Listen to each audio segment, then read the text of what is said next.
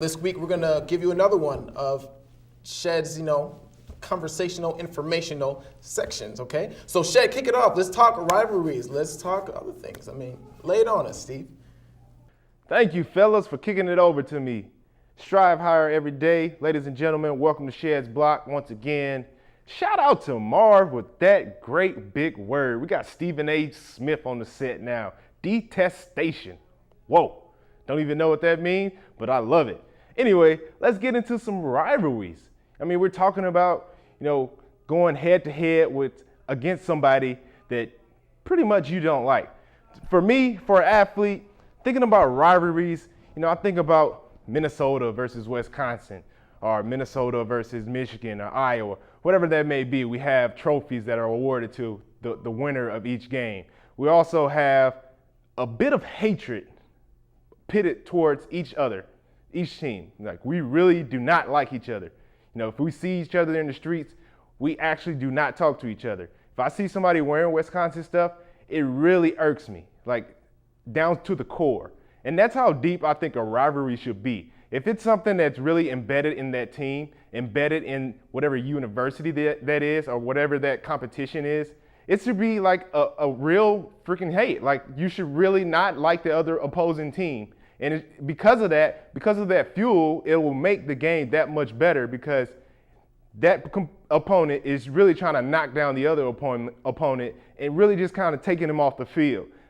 Granted, you don't want to hurt that person, whether it's basketball, football, whatever sport they may be. But at the same time, because of that hatred, because of that fuel that you have and that extra competitive nature that you'll get just for saying, oh, we're playing our rivals this week, I'm going to make sure I'm going to bring my A game. I'm going to make sure all my teammates are ready. You don't need an extra pep talk for this. Basically, you already have some type of motivation within yourself that you can just go out there and just play one of the best games you think you can play in your life, just because you want to beat the other team so bad that you can have bragging rights for that year.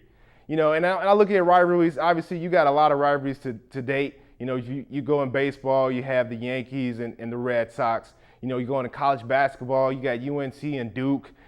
Football ranks, you got, Michigan and Ohio State. In the NFL, obviously we were talking about, Tom Brady and Peyton Manning, the Steelers and the Ravens. We were talking about the Packers and the Bears. All of those are great rivalries just because of the simple fact that each time you watch that game, you don't know who's going to come out, but it's going to be such a competitive field, such a competitive nature, that the game is going to be so compelling to watch.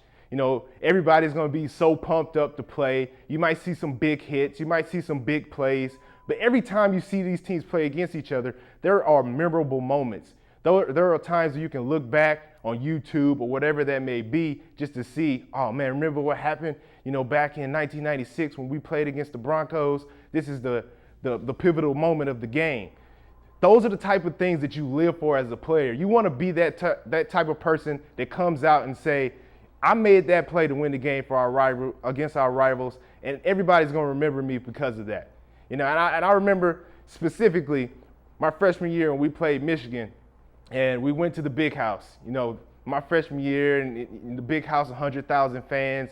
It's a little nerve-wracking, especially for a guy who never has been in that type of atmosphere. But when we got out there and just had that extra fuel, extra competitive nature to go out there and play, and I started making plays for my teammates, and my teammates started coming up with some extra plays as well, our enthusiasm started to build. And I can never forget this day, man. It was a perfect atmosphere for us to come in and upset Michigan because nobody thought we were going to win. But what do? I got 2 sacks that game. We got the game-winning field goal after a long run from Gary Russell. Shout out to Gary Russell wherever you are.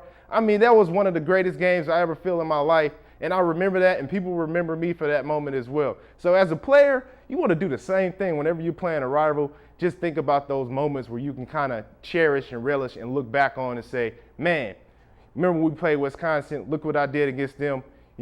Everybody's going to remember me for that rival game. And that's something that's granted in stone.